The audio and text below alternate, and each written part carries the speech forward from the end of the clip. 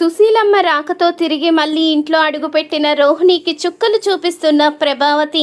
అసలు ఏం జరిగింది? ఇదంతా తెలుసుకోవాలి అనుకుంటే వీడియోని చివరి వరకు స్కిప్ చేయకుండా చూసేయండి. అలాగే వీడియో గనుక నచ్చితే తప్పకుండా ఒక్క లైక్ చేయండి. మీరిచ్చే ఒక చిన్న లైక్ మా ఛానల్కి ఎంతో మోటివేషన్ని, సపోర్ట్ని ఇస్తుంది.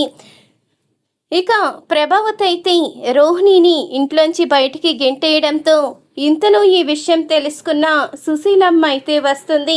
అప్పుడిక అడుగుతూ ఉంటుంది, ఇంటి పెద్దగా నేనొక దాన్ని ఉన్నాను కదా, నాకు ఈ విషయమైనా చెప్పలేదేంటి? నలుగురు నాలుగు రకాలుగా మాట్లాడుకుంటున్నారు, అది తెలిసే వచ్చాను అంటూ సుశీలమ్మ అయితే చెప్తూ ఉంటుంది.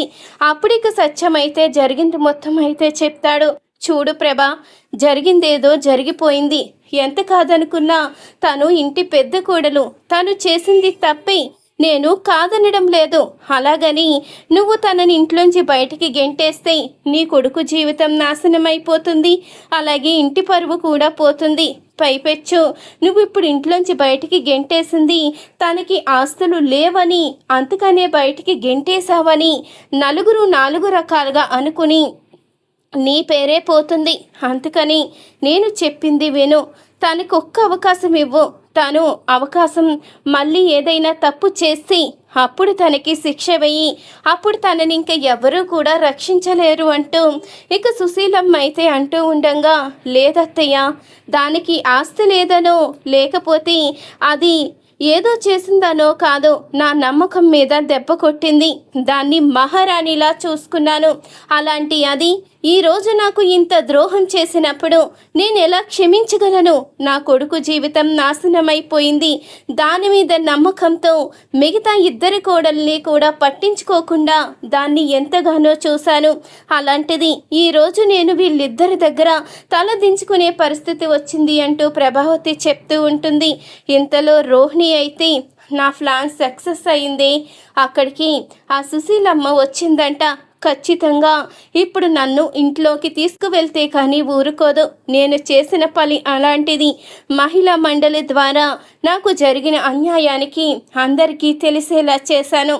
ఇంటి పరువే ప్రాణంగా బ్రతికే మా మావయ్య గారు, అలాగే మా మావయ్య గారు వాళ్ళమ్మ ఇద్దరూ కూడా ఖచ్చితంగా నన్ను ఇంట్లోకి తీసుకువెళ్తే కానీ ఊరుకోరు. ఇప్పుడు అదే జరగబోతుంది. ఇక నేను బయట ఉండవలసిన అవసరం లేదు. ఇంట్లోకి అడుగు పెట్టిన తర్వాత ఒక్కొక్కరి సంగతి చెప్తాను అంటూ ఇక రోహిణి అయితే చెప్తూ ఉంటుంది. ఇది మళ్ళీ ఎలాంటి తలపోట్లు తెచ్చుకుంటుందో, దీని జీవితం ఏమైపోతుందో అర్థం కావడం లేదు అంటూ విద్య అయితే తన మనసులో అనుకుంటూ ఉంటుంది. ఇంతలో ఇక మీనా, సత్యం ఇద్దరూ కూడా చెప్తూ ఉంటారు, ఖచ్చితంగా రోహిణిని తీసుకురావాలి, లేకపోతే ఇంటి పరువు పోతుంది. నలుగురు నాలుగు రకాలుగా అనుకుంటే మనం సహించలేము. తాను చేసిన తప్పుకి ఖచ్చితంగా శిక్ష పడాలి. అలాగని ఇలా ఇంట్లోంచి నెట్టేస్తే కుదరదు కదా, తనని ఇంట్లోకి తీసుకురావలసిందే అంటూ అనంగానే ఇంతలో బాలు కూడా చెప్తూ ఉంటాడు, అవును ప్రభావతమ్మ, ఇప్పుడు నువ్వు మోసం చేసిందనే గెంటేశావు, కానీ తను మహిళా మండలి పోలీస్ స్టేషను అంటూ తిరుగుతుంది. ఇంటి పరువు పోతుంది అని నాన్న కూడా భయపడుతున్నారు. నాన్న కోసమైనా తీసుకురా, తను మనల్ని ఏదో చేస్తుందని కాదు, మన పరువు పోకుండా అంటూ అనంగానే ఇంతలో మనోజ్ అయితే, లేదమ్మా, అలాంటి మోసగత్తెతో నేను కాపురం చెయ్యలేను. తను నన్ను ఎంత మోసం చేసిందో చూసావు కదా అంటూ ఇక మనోజ్ అయితే అంటూ ఉంటాడు.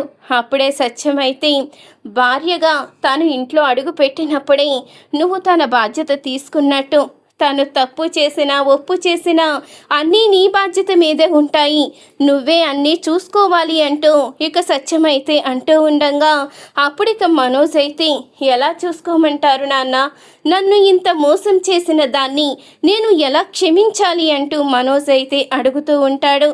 అప్పుడు ఇక అందరి మాట విని ఇక ప్రభావతి అయితే రోహిణిని లోపలికైతే రాణిస్తుంది. చూడు, ఇంట్లో అడుగు పెట్టావు కదని నువ్వు ఇష్టం వచ్చినట్టు ప్రవర్తిస్తే మాత్రం ఊరుకునే ప్రసక్తే లేదు. నువ్వు ఎలా ఉండేదానవో అలాగే ఉండాలి. ఇంతకు ముందులా పెత్తనాలు చెయ్యాలి అని చూస్తే సహించేదే లేదు అంటూ ప్రభావతి అయితే ప్రభావతి అయితే చెప్తూ ఉంటుంది. అప్పుడే ఇక సత్యం కూడా, చూడమ్మా, మేమందరం కూడా నీ జీవితం గురించి ఆలోచించి నిన్ను ఇంట్లోకి రానిచ్చాము. అలాగని నువ్వు మళ్ళీ ఏదైనా తప్పు చేస్తే మాత్రం ఇంక ఎవరూ కూడా నిన్ను కాపాడలేరు. ఇప్పుడు ఏదో ప్రభావతికి నచ్చ చెప్పి నిన్ను ఇంట్లోకి తీసుకువచ్చాము.